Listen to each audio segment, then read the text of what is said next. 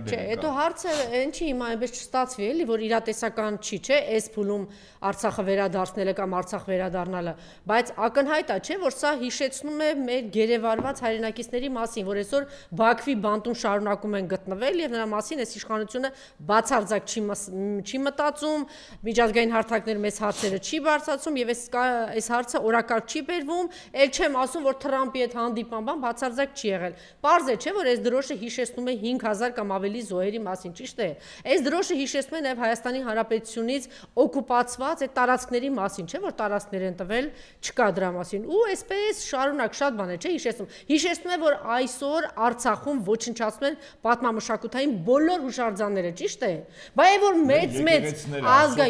այո, Աստծո տները որ մեծ խոսում է, այնտեղ նստած ազգային ժողովում ինչ որ դասեր են տալիս, չգիտեմ ինչ են, սա պիտի լինի, որ անընդհատ հիշեցնի, դուք սրա պատասխանատուն եք, դուք եք հայտարարել, որ Արցախը Հայաստան է եւ վերջ, դուք եք եղել Արցախի անվտանգության, չէ, երաշխավորը ի պաշտոն է,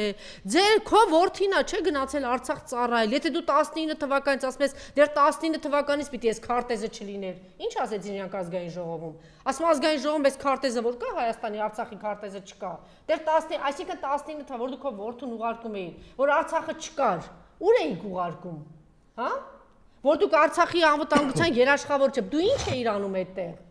որ Արցախին պատերազմ հայտարարեցին, բա դուք ինչ գործ ունեիք այդտեղ, կամ դու ով էիր, որ դու գնում ասում էիր Արցախը Հայաստանը եւ մի հատ էլ լարում էիր, ավելի սրում էիր այս ամեն ինչը եւ ընդհանրապես Մինսկի խումբ, բան ամեն ինչը ավիրում էիր եւ բերում էիր այս հարթության վրա։ Դրա համար սա լինի հիշեցնի եւ նորից եմ ասում, այս տպավորություն չլինի, որ բաներով ենք էլի, իլյուզիաներով ենք ապրում եւ ասում ենք, հենց վաղը այնպիսի իրավիճակ է աշխարհը քաղաքական, որ վաղը արցախցիները պիտի վերադառնան, չէ, սա պիտի լինի, որ այդ մեծաբերանները, որ այնտեղից նստած, մի հատ էլ ասում են ներողություն խնդրեք, մի հատ էլ կարգի են հրավիրում, մի հատ էլ չգիտեմ ինչ են անում, սա պիտի իրենց հիշեցնի, իրենց լկտի, դավաճանական, ստոր անցյալը եւ ներկան, անընդհատ։ Ես կոնկրետ դիմում եմ մի մարդու, որը ընդդիմադիր падգամավորներից ամենամոտիվացվածն է, Գեգամ Մանուկյան, այս Արցախի դրոշի գույներով վերնաշապք ես հագնում գնում նստում ես, թող քո օրինակը մյուսների համար պարտադրանք լինի, Գեգամի եղբայրն է, չէ, գերեվարված։ Բոլորիս եղբայրներն են գերեվարված։ Ես այս բանին ասում եմ մոտիվացված առաջինը Գեգամն է։ Գեգամ Մանուկյան հագնում ես, ինչ ճանաչում ես, ես էլ քեզ։ Հագնում ես մյուսներին դաս։ Լավ դրոշները չկա։ Թեման Արցախի հետ կապված ամեն ինչ ձեր հայտարարությունները օրվա ցանկացած ձեր հայտարարության մեջ տենստած լինի։ Գերեվարվածներ, Արցախում մեր տարած հաղթանակները։ Մեր ընկած ընկերների հիշատակը։ Սա պիտի լինի օրակարգային։ Հələ մի հատ նայեք այն օրակարգը, օրինակ, որ մենք հորդորում ենք, որ այդպեսի լինի եւ այն օրակարգը, որ իշխանությունը խոսույթ է բերում եւ ընդդիմությունը այդ խայծ ուտում է։ Ասենք էլ գող փիսոյլ քաչաշուն, հա, տարբեր խոսույթներով սկսում են իրար կպնել։ Ուժը Հայաստանի падգամավորներից մեկը առաջին օրվանից գնում է գերեվարվածների նկարներով այդ շապիկով, շատ ճիշտ է անում եւ այդ հարցը պիտի անընդհատ հրապարակում լինի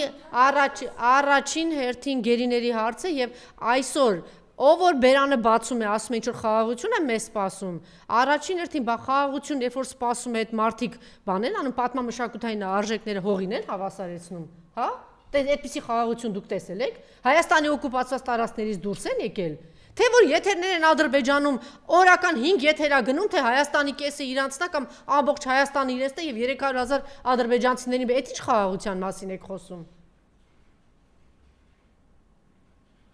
Եվ ընդհանրապես այդ վերնաշապիկները որպես քարոզության միջոց հրաշալի կարելի է օգտագործել։ Ասենք մի մասը դրոշն է, մյուս մասը գերեվարվածն է, մի մասը դրոշն է, մյուս մասը մեր Աստծո տներն են Արցախում թողած, հիշատակներն են։ Այո։ Այդ իշխանության համար նորից եմ, սա ոչ միայն մեր հարգանքի տուրքն է, հիշատակն է, որ մենք ապրում ենք, հա, նյութապես այսօր Արցախը մեզ հետ չի, բայց մենք մեր ընկալումներով, մեր ապրումներով այդ ամեն ինչի մեջ ենք։ Այլև ինչպես ասում են, ցլին կարմիր կտոր ցույց տալն է։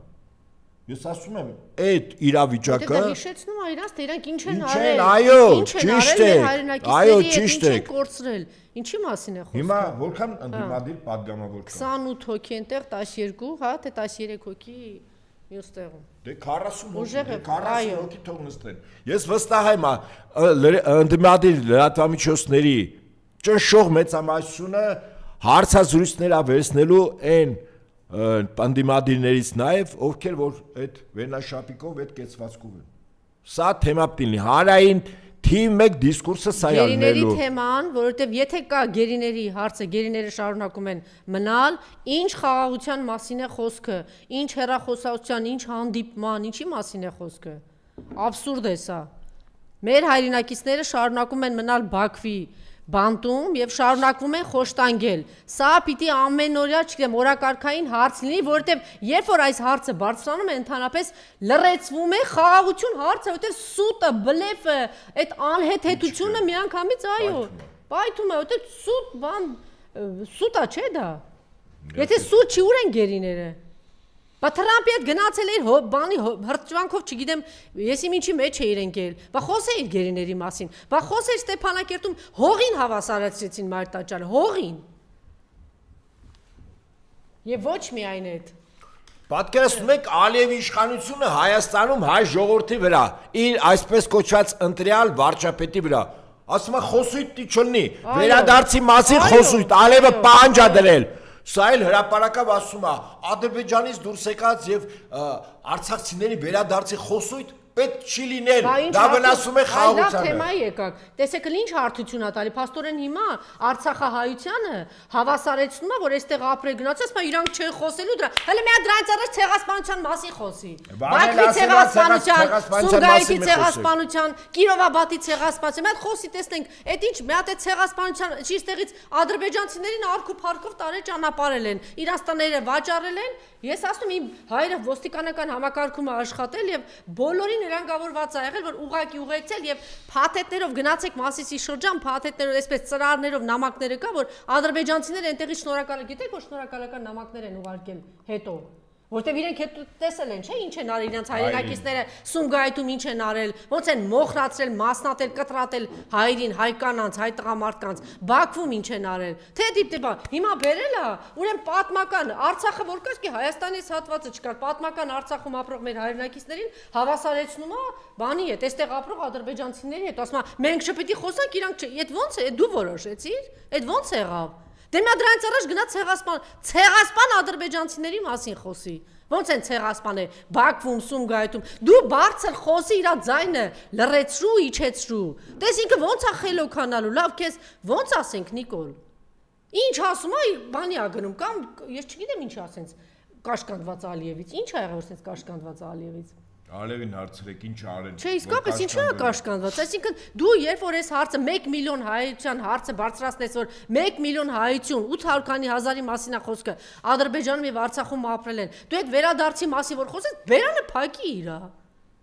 Կամ մենք պիտի այստեղ բարձրաձայնենք, որ ինքը գնասի իմ ժողովրդել 1 միլիոն, չէ, ես սրանով նաև օգնում ենք քեզ, Նիկոլ, դու էլ գնասա իմ ժողովրդել ասում է, դե 1 միլիոն է պիտի վերադառնա, որ դու 300,000 ադրբեջանցի Ալիև ասում է պատերազմ եմ անելու, տարածքներդ գրավելու եմ, քեզ էլ գերի եմ տանելու։ Դրա մենք էլ դաշնակից ունենք, թող դաշնակցի հետ նորմալ հարաբերություններ ունենա, Իրանի Իսլամական Հանրապետության հետ նորմալ հարաբերություններ ունենա եւ պաշտպանություն ստեղծի։ Բա ամբողջովին ասում է, բան եմ արել 8 միլիարդ ավելացրել են պարտքը, զենք եմ արել։ Ես մի վարքյան չեմ կասկածում, որ ամեն ինչ ունենք մենք։ Դուք կասկածում եք։ Այո։ Ինչու՞։ Ես չեմ կասկածում։ Ուրեմն կամ սուտ ես ասում, կամ էլ 8 միլիարդի զենքով ավելացրել ես, պաշտպանությունը շատ ուժ եղա, գրողի ծոցը թե Ալիևի ինչ չի ասում։ Այդպես չի։ Բան չեմ վախենում։ Ուրեմն կամ խափում է որ զենք արել, ուրեմն չէ, խափում։ Վախենում է Ալիևից։ Խափում է։ Կեցե պարգևավճարները, կեցեն պարգևավճարները։ Ինքը իր ենթակա իր անձնական կերակրատաշտից, որը դարձել է բյուջեն ինքը դարձել է իր սեփական ընտանեկան բանը դրամագլուխը ոնց ուզում տնօրինում է պարգևավճարներ է տալիս աճ ու ձախ այս վերջին պարգևավճարներն էլ ԱԺ նախորդ գումարման падգամավորներին գաղտնի է փակա ես ուզում եմ բարոյական հարթությունով հասկանալ այդ падգամավորները որ այդ պարգևավճարները վերցնում են իրենք իրանց խղճի եսի հետ ինչ-որ կռիվ չեն տալիս։ Մարդը եթե համաձայնել է Նիկոլի ճանապարհ գնալ, դրա այդ հարցը արդեն տեղին չի պարունակվել։ Խոսքս ընդդիմադիրների մասին է։ Իրանք էլ են ստանում։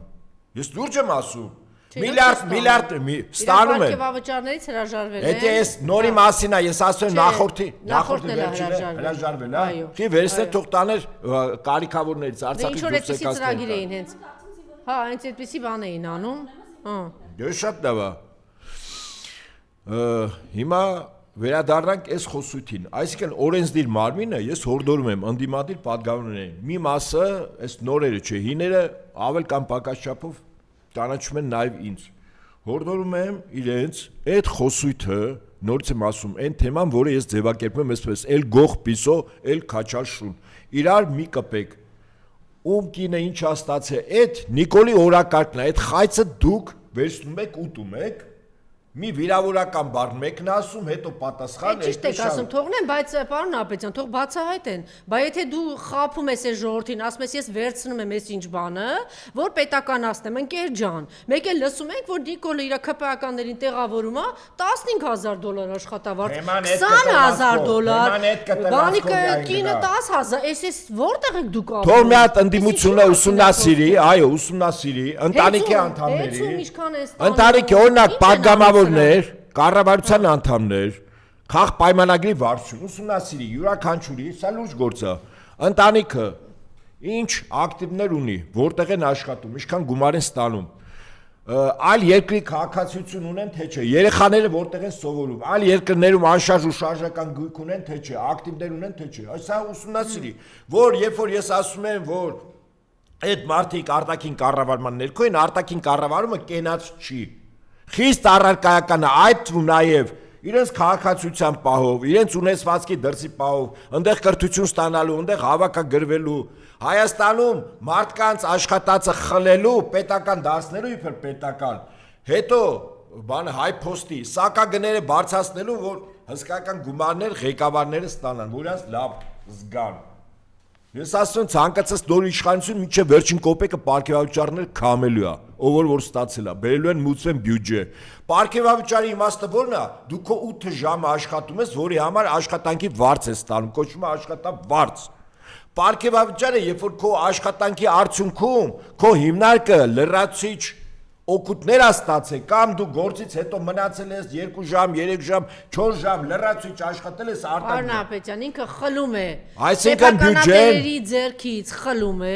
այդտեղ տեղավորում է ԿՊԱ-ականներին եւ նշանակում են պետության հաշվին 10,000, 20,000, չգիտեմ, $30,000 աշխատավարձ, բայց ինքը կերակրում է այս տեսարաններով ժողովրդին։ Հիմա ժողովուրդ, դուք ձեզ ինքներդ հարց տվեք, ասեն գնաց մեկից խլեց, մեկից վերցրեց, դրա հաջորդ քայլը ի՞նչ է լինում։ Դրա հաջորդ քայլը լինում է, որ այդպիսի աշխատավարձեր է տալիս, բարձր աշխատավարձեր տանում, տեղավորում է իրենց, ինչ որ մեկի դրանից ինչ որ բան հասնում է, թե չէ։ Իմիջիայլոց դուք նաև այսպես մեր խոսքի մեջ ակամայից մի հատ բան էլ ձևակերպեցիք, պարոն Ապետյան, որ այսօր հենց մեր խորհրդարանական ընդդիմությունը, որ 300,000 ադրբեջանցիների մասին խոսում են, չէ, պահանջեն, պարտադրեն, ստիպեն, խոսույթ բերեն նախ գերիների թեման եւ հետո 1 միլիոն հայության վերադարձը Ադրբեջան։ Ու ցեղասպանության թեման, Բաքու, Սումգայիթ, Կիրովաբադ եւ Արցախում իրականացած ամբողջ օրը թող խոսեն։ Եվ Նիկոլն էլ գնաց ստիպված ասի Ալիևին, ասի, որ ես ինչ անեմ, ասի, իմ ժողովուրդը սա պահանջում է։ Եվ